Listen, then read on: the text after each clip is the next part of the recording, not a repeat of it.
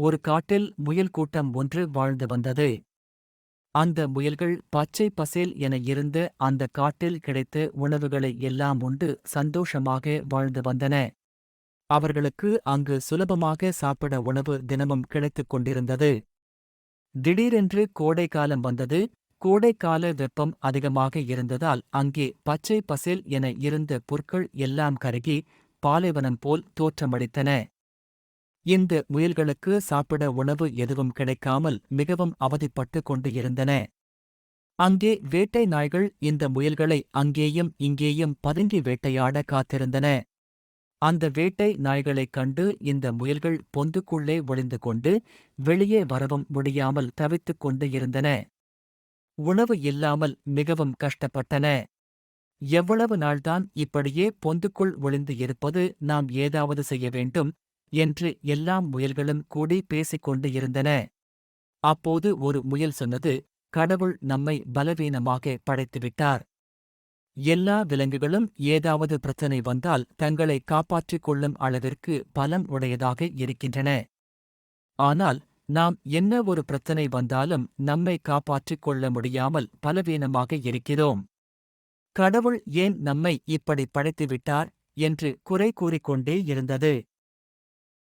நான் ஏதாவது ஒரு நதியில் சென்று விழுந்து விடுகிறேன் என்று சொன்னது. அப்போது மற்றொரு முயல் சொன்னது, நாம் அனைவரும் எது செய்தாலும் ஒன்றாக செய்ய வேண்டும். வாழ்ந்தால் ஒன்றாக வாழ்வோம், இல்லையா எல்லோரும் சேர்ந்து நதியில் விழுந்து விடுவோம் என்று நதியை நோக்கி புறப்பட்டு சென்றனர். அந்த முயல்கள் எல்லாம் ஒரு நதி கரையை சென்று அடைந்தனர். அங்கே சில தவளைகள் நதிக்கரையில் இருந்தது. இந்த தவளைகள் எல்லாம் முயல்களை பார்த்து பயத்தில் ஒன்றன்பின் ஒன்றாக நதியில் குதித்தன.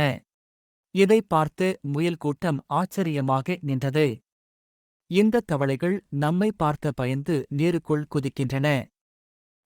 நாம் தான் இந்த உலகத்திலேயே பலவீனமானவர்கள் என்று எண்ணினோம். நாம் தான் அனைவரையும் பார்த்து அஞ்சுகிறோம் என்று பேசிக்கொண்டோம்.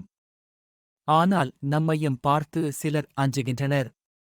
இந்த தவளைகளுக்கு நம்மை பார்த்தால் பயமாக இருக்கிறது போல என்று தங்களுக்குள் பேசிக்கொண்டு இருந்தனர். அப்போது ஒரு முயல் சொன்னது, நாம் இந்த பிரச்சனையில் இருந்து தப்பித்துக் கொள்ளவும் நம்மை பாதுகாத்துக் கொள்ளவும் நிச்சயமாக ஏதாவது ஒரு வழி இருக்கும். நாம் அந்த வழி என்ன என்று கண்டுபிடிப்போம். இந்த நதியில் விழுந்து நம் வாழ்வை முடித்துக் கொள்வதை விட என்ன பிரச்சனை வந்தாலும் எதிர்கொள்வதே மேல் என்று கூறிக்கொண்டு உணவு தேடி வேறு இடத்திற்கு திரும்பின. நீதி: வாழ்க்கையில் என்ன பிரச்சனை வந்தாலும் அதை தைரியமாக எதிர்கொள்ள வேண்டும். எந்த தவறான முடிவும் எடுக்கக்கூடாது.